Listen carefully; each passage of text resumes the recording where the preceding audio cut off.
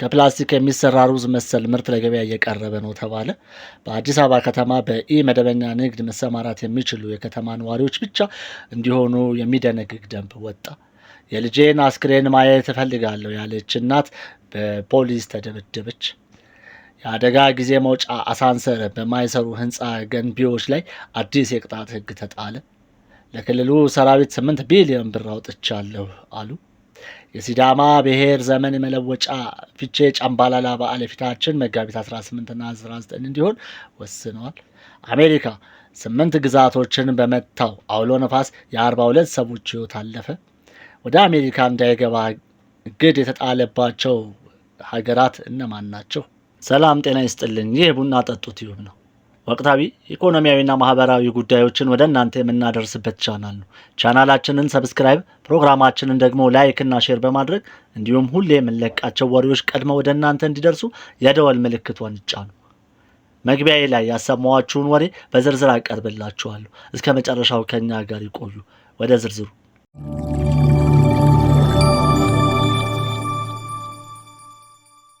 የኢትዮጵያ ፌዴራል ፖሊስ ከፕላስቲክ የሚሰራና ተጠቃሚውን የሚያሳስት የሩዝ ምርት የሚመስል ውጤት ለምግብነት እንዲውል ለገበያ እየቀረበ መሆኑን ጥቆማዎች ደርሰውኛል ሲል አስታውቋል። በ2017 ግማሽ ዓመት 3.5 ቢሊዮን ብር የሚገመት የገቢ ወጪ ኮንትሮባንድ ዕቃዎችን መያዙንም በመጠቆም ተመሳስሎ ከሚሰራው የሩዝ ምርት በተጨማሪ ሌሎች የምግብና የመድኃኒት ምርቶች እንደሚገኙበት ተገልጿል። በተጨማሪም ወንጀሎች እየረቀቁ መሆኑን የሚያሳዩ መረጃዎች እየደረሱ መሆኑን የገለጸው ተቋሙ ህብረተሰቡ ተመሳሳይ ምግብና መድኃኒቶች ላይ የሚያየውን ችግር ለፖሊስ እንዲጠቁም አሳስቧል። ከዚሁ ጋር በተያያዘ የኢንፎርሜሽንና ቴክኖሎጂ ሚኒስቴር በፕላስቲክና በኦሪጂናሉ የሩዝ ምርት ልዩነት ዙሪያ ያወጣውን መረጃ እንደሚከተለው አቅርቤላችኋለሁ። ፕላስቲክ ሩዝና እውነተኛው ሩዝ መለያ መንገዶች። ሩዝ ለምግብነት ከሚውሉ የምግብ አይነቶች ውስጥ አንዱ ነው። በዓለም ላይ ካሉ ህዝቦች ውስጥ ግማሽ ያህሉ ሩዝን እንደሚመገቡ ጥናቶች ያሳያሉ። በተለይ የኤዥያ ሀገራት የቀን ተቀን የተለመደ ምግባቸው ሩዝ ነው። ሩዝ ሁለት አይነት አለ። የፕላስቲክ ሩዝና እውነተኛ ሩዝ ይባላል። የፕላስቲክ ሩዝ ከእውነተኛ ሩዝ በምን መለየት እንችላለን? ወይ ትክክለኛ ሩዝ በምን ማወቅ እንችላለን? ልጆቻችን ምን እየበሉ ነው? በዓለም ደረጃ የፕላስቲክ ሩዝ እየተመረተ ከንጹህ ሩዝ እየተቀላቀለ ለብቻም እየታሸገ በመሰራጨት ላይ ይገኛል። የፕላስቲክ ሩዝ በ6 የተለያዩ ደረጃዎች እንዴት እንደሚለይ እንደሚከተለው ቀርበዋል። አንደኛ፣ በውሃ ሙከራ ወይንም ዋተር ቴስት። አንድ የሾርባ ማንኪያ ሩዝ በአንድ ብርጭቆ ቀዝቃዛ ውሃ ውስጥ መንከር። እውነተኛው ሩዝ ወደ ታች ይሰምጣል። የፕላስቲኩ ሩዝ ከክብደቱ አንጻር ከላይ ይንሳፈፋል። ሁለተኛ፣ የእሳት ሙከራ። ጥቂት የሩዝ ጥራጥሬዎችን ያቃጥሉ። የተፈጥሮ ሩዝ እንደ ሌሎች እህሎች በቀላሉ እንደ እህል ሽታ ወደ አፈር ይቀየራል። በተቃራኒው የፕላስቲክ ሩዝ ሲቃጠል ጠንካራ የፕላስቲክ ሽታ ያወጣል። ሶስተኛ፣ በሙቀት ሞልድ ቴስት። የተቀቀለ ሩዝ ለጥቂት ቀናት በሞቃት ቦታ ውስጥ ይተዉት። የተፈጥሮ ሩዝ የኦርጋኒክ ተፈጥሮን የሚያመለክት ሻጋታን ይፈጥራል። አራተኛ፣ የሙቅ ዘይት ሙከራ ወይንም ሆት ኦይል ቴስት። የሩዝ እህል ወደ ሙቅ ዘይት በማስገባት ማብሰል። ተፈጥሯዊ ሩዝ ይበስላል፣ ከላይ ብቅ ይላል። የፕላስቲክ ሩዝ ደግሞ ቀልጦ የሚጣበቅ ቅሪት ይፈጥራል። አምስተኛ፣ በማብሰል ወይንም ቦይሊንግ ቴስት። ሩዝን ያብስሉና ውሃውን ይመልከቱ። የፕላስቲክ ሩዝ ከተፈጥሮ ሩዝ በተለየ መልኩ ጥቅጥቅ ያለ ቅሪት ይፈጥራል። ስድስተኛ፣ የመፍጨት ሙከራ። የሩዝ እህሎችና የፕላስቲክ ሩዝን በሙቀጫ መፍጨት። የተፈጥሮ ሩዝ ወደ ጥሩ ዱቄትነት ይለወጣል። የፕላስቲክ ሩዝ በቀላሉ አይፈጭም፣ የተለየ ቅሪት ሊተው ይችላል። የፕላስቲክ ሩዝን መመገብ ፕላስቲኩ በአንጀታችን ላይ ሌየር በመፍጠር የምግብ መፈጨት ሂደትን ወይንም ዳይጀስሽን ሲስተም ሊያስተጓጉል እንደሚችል ጥናቶች ያሳያሉ ይለናል የኢንፎርሜሽን ሳይንስና ቴክኖሎጂ ሚኒስቴር። After some time, you will notice that there will be smell of something burning, just like a plastic burns. If you do smell something like this, it means that this set of rice has plastic in it. Now try this method.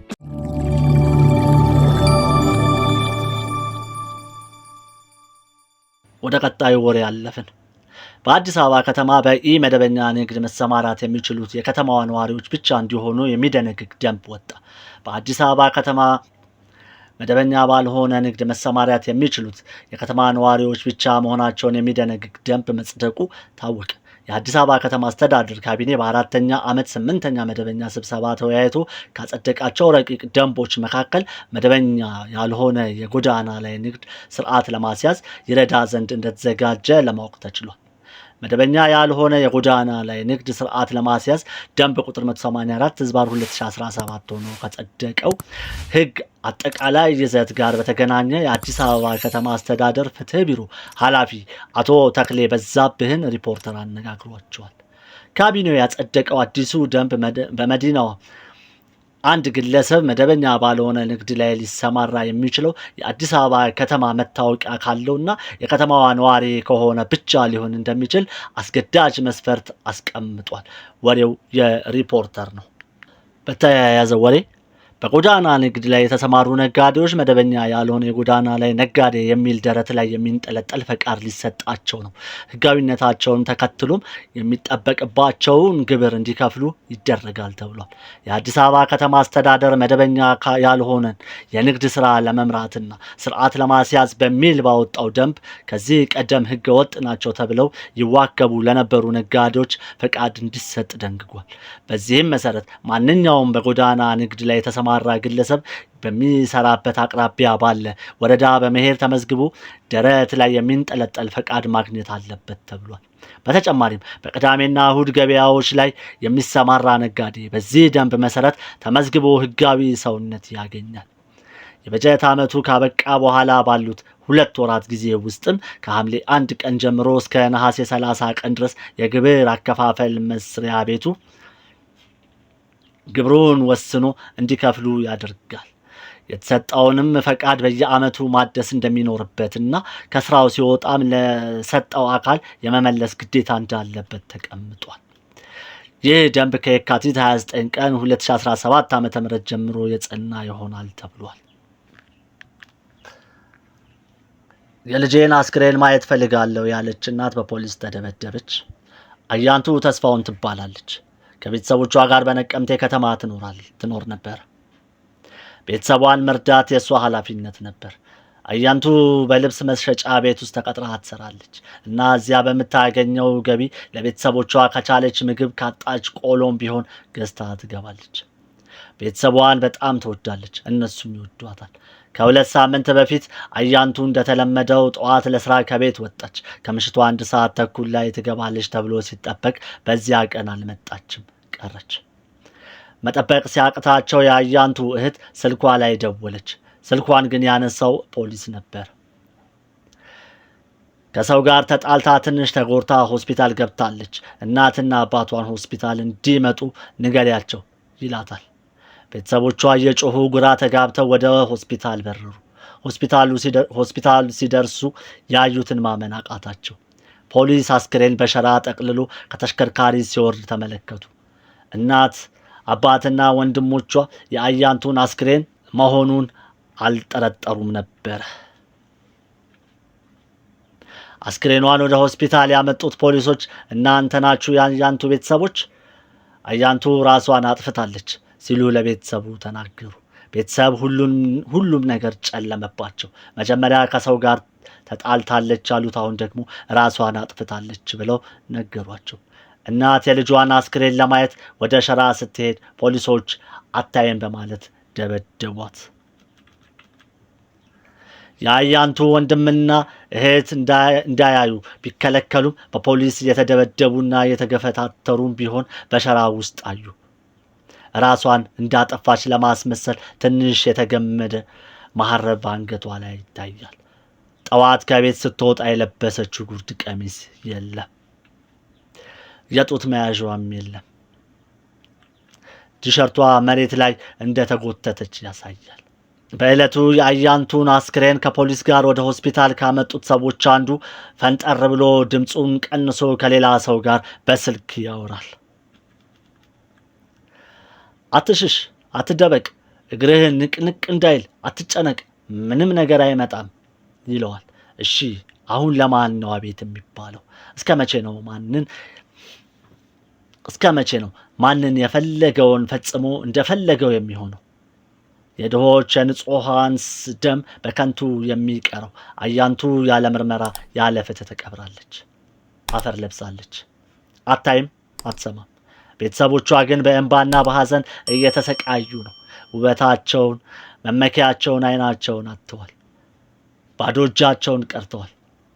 አግብታ ታኮራናለች እንጂ በዚህ መልኩ ሞታ ትቀበራለችን አልጠበቁም። ከአያንቱ ሞት ጋር በተያያዘ እስካሁን በቁጥጥር ስር የዋለ የለም። ማንም ተጠያቂ አልሆነም። ቤተሰቡ በራሳቸው መንገድ ሄደው የጠረጠሩት አለ። ጥርጣሬያቸውን ለፖሊስ ተናግረዋል። ግን እስካሁን ምንም ነገር አልተፈጠረም። ውድ የቻናሌ ተከታታዮች ሰብስክራይብ፣ ላይክ እና ሼር ማድረግ እንዳይረሳ አደራ። ወደ ቀጣይ ወሬ አለፍኩ። የአዲስ አበባ አካባቢ ጥበቃ ባለስልጣን ባወጣው አዲስ መመሪያ መሰረት በህንፃ ግንባታ ወቅት የአደጋ ጊዜ መውጫ፣ ሳንሰር እና ሌሎች የግንባታ መስፈርቶችን በማያሟሉ ገንቢዎች ላይ የሚጣለውን ከ3 እስከ 5 ሚሊዮን ብር ቅጣት አሁን ላይ ወደ 60 ሚሊዮን ብር ከፍ መደረጉ ተገልጿል። የአዲስ አበባ ግንባታ ፈቃድና ቁጥጥር ባለስልጣን ምክትል ዋና ዳይሬክተር አቶ ገዛኸኝ ደሲሳ ለአሃዱ እንደገለጹት ይህ የገንዘብ ቅጣት እንዲሻሻል የተደረገው መመሪያዎችን የማያሟሉ አካላትን ቁጥር ለመቀነስ እንዲሁም ህንፃዎች በዲዛይንም ሆነ በግንባታ ደረጃቸውን ጠብቀው እንዲሰሩ ለማድረግ ነው። በከተማዋ በ2016 በተደረገ ዳሰሳ ከ52600 በላይ ህንፃዎች ይገኛሉ ያሉት ምክትል ዋና ዳይሬክተሩ በእነዚህ ህንፃዎች ላይ በየ4 ዓመቱ የሚደረግ ፍተሻ አሁን ወደ 2 ዓመት ዝቅ እንዲል መደረጉን ጨምረው ተናግረዋል።